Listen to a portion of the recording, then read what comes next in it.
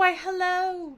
Today we are going to recap what happened in books 17 through 20 of the Odyssey, because we have arrived at book 21. We're almost done with this epic poem, and book 21 is going to get very interesting, and it's going to get very bloody. Gonna get bloody, y'all. Buckle up. Now, in book 17, Eumaeus, the swineherd, still has no idea that this beggar guy is actually Odysseus. But who does know?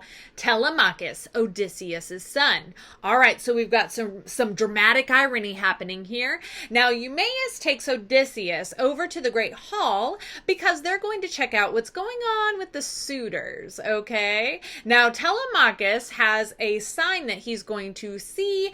Odysseus is going to nod, and then Telemachus is going to lock up all the weapons, and we're going to see what's going to happen with the suitors. But until then, we get a glimpse of what the suitors are actually like, especially one named Antinous. He's fun and abusive. Now, when Eumaeus and Odysseus come up to the Great Hall to check out the suitors, they run into the saddest scene of the entire epic poem.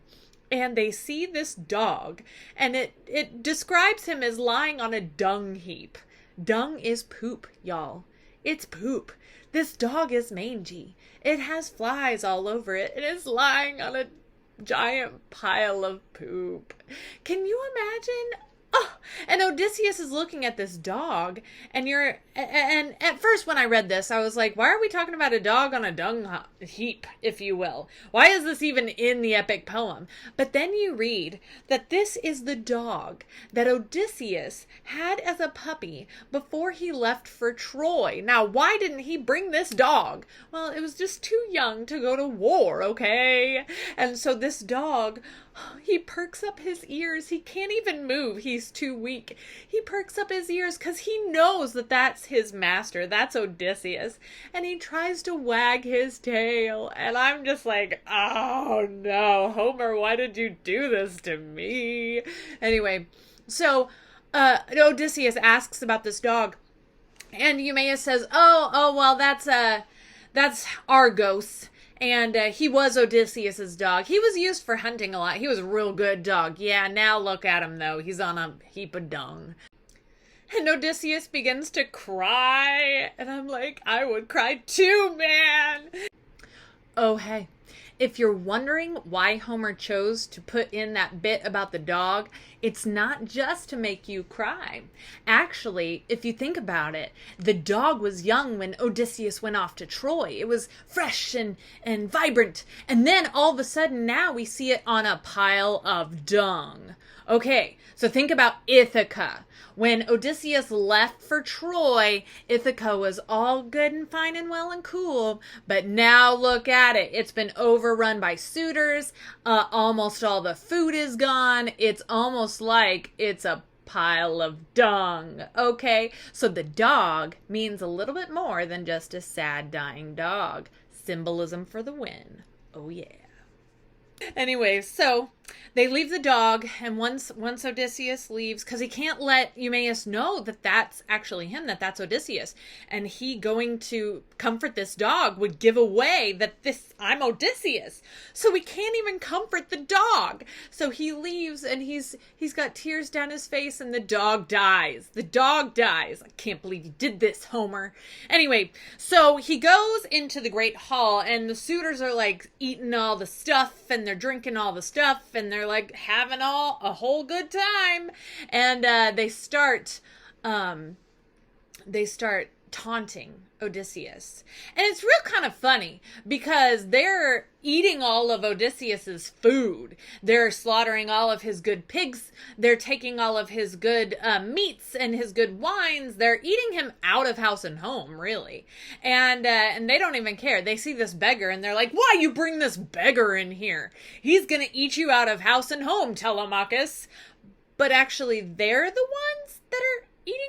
Yeah, it's just, have you ever heard of situational irony? Situational irony occurs whenever you expect one thing, but the opposite happens. This is a bit of situational irony where you would expect someone who is taking advantage of the situation, in this case the suitors, they know that they're taking advantage of Odysseus's hospitality, or in this case Penelope's hospitality. You would expect them not to say anything about anybody else who is also taking advantage of it. But in this case they do. They're like, why you bring this beggar in here? This is ridiculous. He's gonna eat you out of house and home.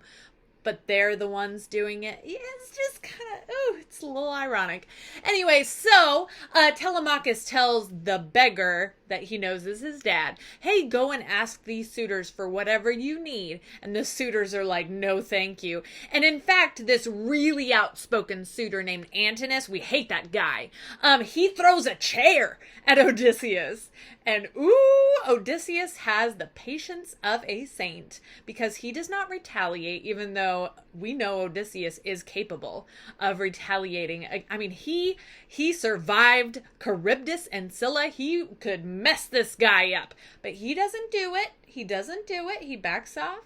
Anyway, so later on down the line here, he gets a sense of who these suitors are and who he should really mess up later.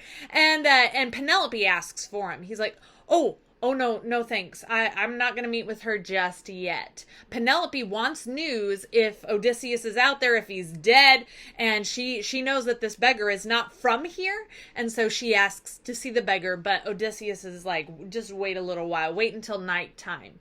And so he goes out into this courtyard where the suitors are all like, they're messing around and they're having a big old hoopla or whatever. And so they see this beggar and they're like, hey, let's get him to fight for food, because that sounds like a fun thing to do.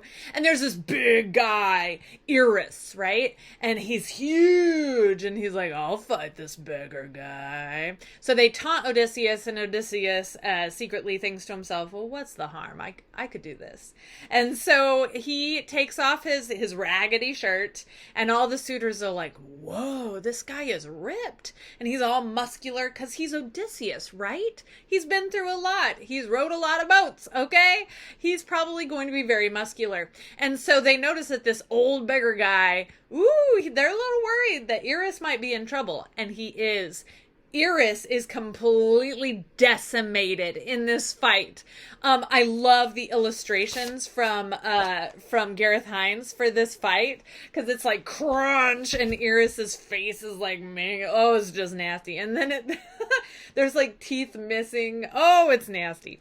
Anyway, so Odysseus wins the fight against Eris, and everybody's like, man, we gotta watch out for this beggar guy. So afterwards, night falls, and Odysseus, as the beggar, meets with Penelope. Remember, dramatic irony, because we, the audience, know that that's Odysseus, and Penelope has no clue, okay?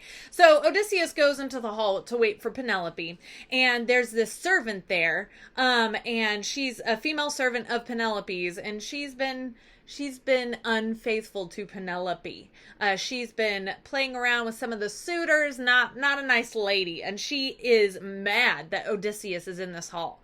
And she's like, why are you in here, beggar man? And Penelope comes in and she's like, get out of here, lady. Anyway, it's great. And so Penelope is all about hospitality, and she's like, this is my guest.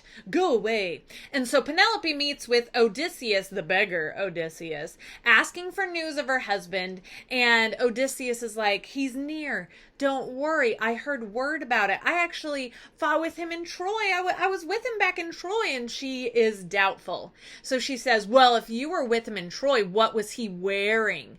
And he's like, man, that was like 20 years ago. Let me try and think. And of course it's Odysseus, and he knows what he was wearing. So it's kind of just funny. Dramatic irony. And so he recalls that he was wearing this like tunic with this brooch, and Penelope starts crying, and she's like, I put that brooch on him. A brooch is like a pin thing that keeps your clothes together, your toga, if you will. And she's like, I put those clothes on his very shoulders. You do know my husband. Anyway, and it's funny because, yeah, He does know her husband. Anyway, and so, yeah. And he's trying to give her hope, and she's like, I've lost all hope. I think my husband is dead. And he's very sad that she has lost hope of her husband. So anyway, she tells him that she had this trick, and we know this, about the loom, how she was weaving this funeral shroud for Laertes, right? And how she was weaving it during the day and then unweaving it at night. Well, guess what? The trick is up. Her maids have told the suitors. She's got some not great maids. Not cool. The maids have told the suitors what she's been up to. So now the jig is up and she's gonna have to pick a suitor. So she has a test that she is going to do, and Odysseus did this all the time. She would put 12 axe heads, if you will. And some people have different opinions about how the axes looked, if it was like the handle of the axe, but it does say axe heads. It's translated to axe heads. So we assume that it's like the circle in the middle of the axe, where Odysseus would, just for fun, as you do, take an arrow and go whoop, and then put the arrow through 12 axe heads. That takes skill, okay? And so she says, I'm going to do this test with the suitors, and the one that passes it, I'm going to marry that guy. Now, she is super smart. Oh, she's so intelligent. I love this lady because she knows not a lot of people can do this. In fact, maybe not anybody can do this but Odysseus. So if not anybody can do this test but Odysseus, she's not going to have to marry any of the suitors. Ha! Great. And she just is biding her time here. Biding her time. I love it. Anyways, so that is what's happening with Penelope. And in the midst of this, here comes Eurycleia. Okay, Eurycleia is a very old nurse. She's a maidservant of Penelope's. She is actually the one who nursed and raised both Odysseus and Telemachus, okay? And so she was kind of a servant of Penelope's, and so she helped raise both of those men. So she's really old, okay? And so she comes into the space, and so Penelope is asking Odysseus, as the beggar, hey, do you want a bath? I can give you a warm bed to sleep in. And Odysseus is like, no, don't worry about it. I'm used to not sleeping ever on any beds. I'm fine. And as for a bath, if you just want to let me have a foot bath, but only by someone who is old like me and has been, battle worn, if you will. And so he looks at Eurycleia and he's like, that woman right there, can she give me a foot bath? And I kind of feel bad for that. Like, oh, if I'm Eurycleia, how do I feel about that? Anyway, and so Eurycleia comes over and she starts giving him a foot bath, okay? And she all of a sudden sees this scar on Odysseus's leg. And she's like, oh, it's you! And how does she know that it's Odysseus just from this scar? Well, it's because Odysseus in his younger days went hunting for a big old boar. And this boar has tusks, right? And those tusks made a giant gash in his leg. And that was like a famous hunting trip of Odysseus's. So everybody knows Odysseus got this huge scar that day that he almost died from this boar. And so Eurycleia, she's given him a foot bath, and there's the scar. You're Odysseus. I know that scar anywhere. And so Eurycleia is now in on it, and Odysseus real quick shushes her. He's like, no, don't tell anybody. Shush your face. Okay, so after that, Penelope, who is kind of still in the room here, she tells Odysseus, hey, can you interpret this dream I had, by the way? I had this dream that there was a whole bunch of geese in my house, and all of a sudden there was an eagle that swooped down and caught all the geese and killed all the geese. What does this mean?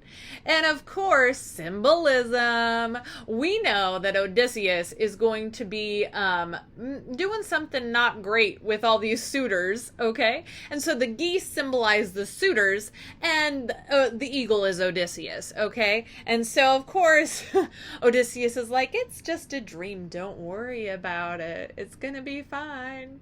Anyways, so then Odysseus goes back to, to outdoors, if you will, and he goes and finds a place to sleep, and he's filled with anxiety. And he's like, what's going to happen? Will we be able to be successful in getting rid of all these suitors? And even if we do, I know that I have the gods on my side here. Even if I am successful, all the families of the suitors are going to be big mad, and they're going to come and retaliate. How am I going to defeat even more people? And Athena comes to him, and she's like, calm your mind. Even if 1,000, 1,000,000 people come and try to retaliate against you, you will be victorious. And she calms his mind. He goes to sleep.